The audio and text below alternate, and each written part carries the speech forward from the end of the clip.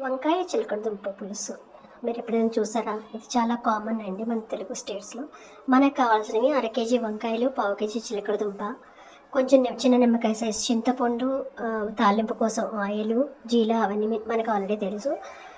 So ఏం చేయాలంటే మనము చిలకడ దుంప పీల్ చేసుకోవాలి. పీల్ చేసుకొని రౌండ్ పీసెస్ చేసుకోవాలి. అలాగే వంకాయల్ని కట్ చేసుకోవాలి. 4 పీసెస్ కింద కట్ చేసుకొని, వంకాయలు ఎప్పుడు విడిగా వదిలేయకూడదు, ఎందుకంటే అది చేదు వస్తుంది. సో వాటర్లో వేసుకోండి, కొంచెం సాల్ట్ వేసుకొని.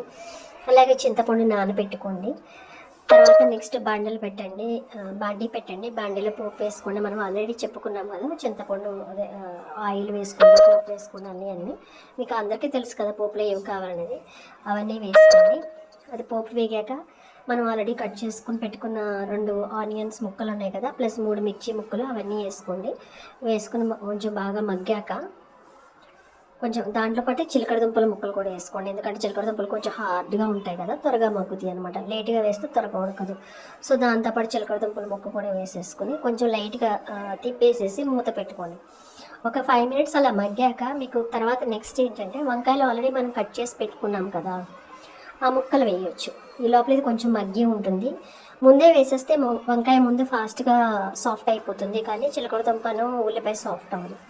సో ఇది కొంచెం ఒక 5 మినిట్స్ కొంచెం మగ్గాక అప్పుడు మనం ఆల్రెడీ వాటర్లో పెట్టుకున్న వంకాయ ముక్కలు వేసుకుంటే ఈజీ అవుతుంది అనమాట. మనకి అంత త్వరగా సాఫ్ట్ అవ్వదు, మంచిగా ఉడుకుతాయి. దానికోసమని కొంచెం లేట్గానే వేసుకోవాలి. వేసుకున్న తర్వాత ఒకసారి తిప్పండి లైట్గా. ఎక్కువ తిప్పకండి, ఎక్కువ తిప్పితే మనకి ఆ వంకాయ సాఫ్ట్ ఉంటుంది కదా, అది కొంచెము పాడైపోయినట్టు అయిపోతుంది. తర్వాత రుచికి తగినంత ఉప్పు వేసుకోండి. మీ ఇష్టం, మీకు ఇంట్లో ఎట్లా తింటారు అనేది వేసుకున్న తర్వాత కొంచెం అది మగ్గబెట్టాక మనకి కారం వేసుకోండి. అది కూడా మీ ఇష్టము. మీ ఇంట్లో మీ పిల్లలు, మీ ఇంట్లో ఏజ్డ్ పీపుల్, లేదా మనకి అలవాటు లేకపోయినా దానికి తగ్గట్టు వేసుకోవాలి. నేను కొంచెం ఎక్కువ పడతాయి, ఎందుకంటే వింటర్ సీజన్ కదా, కొంచెం బాగుంటుంది స్పైసీ. కానీ నెక్స్ట్ మనం ఆల్రెడీ చింతపండు పులుసు తీసి పెట్టుకుంటాం కదా, చింతపండు పులుసు వేయండి. చింతపండు పులుసు సరిపోతే మీరు ఆల్రెడీ దాంట్లో ఇంకొంచెం ఎక్కువ వాటర్ కూడా యాడ్ చేసుకోవచ్చు. ఎందుకంటే మనం చింతపండు పులుసు కొంచెం తక్కువగా తీస్తాం కదా, మరి వాటర్లో వేస్తే త్వరగా నలగదని చెప్పేసి మీకు కావాల్సినట్టు వాటర్ వేసుకోండి. సరిపోదు అనుకోండి, ఎందుకంటే ముక్కలు ఉడకాలి కదా, చిలకడ దుంప కొంచెం ఉడకాలి, వంకాయ ఉడకాలి, ప్లస్ పులుసు ఎక్కువ ఉందంటే మనకి కలుపుకోవడానికి కూడా ఈజీగా ఉంటుంది రైస్లోకి.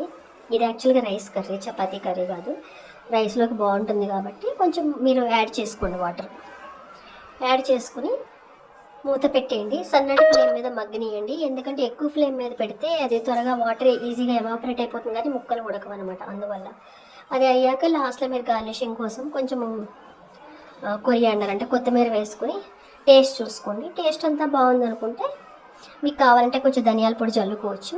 అలాగే మీకు కొంచెం షుగర్ చల్లుకోవాలన్నా, కొంచెం బెల్లం ముక్క వేసుకోవాలన్నా వేసుకోవచ్చు. అంతా టోటలీ డిపెండ్స్ ఆన్ యూ అనమాట. అంతా మంచిగా అయ్యింది, టేస్ట్ చూసాక అంతా బాగుంది అంటే మీరు స్టవ్ ఆఫ్ చేసుకోవచ్చు. గుమగుమలాడే వంకాయ చిలకడదుంప పులుసు రెడీ. ఇది చాలా ఇష్టంగా తింటారు, ఎందుకంటే స్వీట్ ఉంటుంది, పులుసు ఉంటుంది, స్పైసీ ఉంటుంది, ఉప్పు ఉంటుంది. పిల్లలు కూడా చాలా ఇష్టంగా తింటారు చిలకడదుంప కాబట్టి. అది కూడా వాళ్ళ హెల్త్కి కూడా చాలా మంచిది చిలకడదుంప. సో ఒకసారి మీకు నచ్చితే ఇది ఒకసారి మీ ఇంట్లో ట్రై చేసుకోండి. నా ఇంట్లో అయితే అందరూ ఎక్కువ తింటారు. ఓకే, ఈ వీడియో మీకు నచ్చితే లైక్ చేయండి, కామెంట్ చేయండి. Thank you.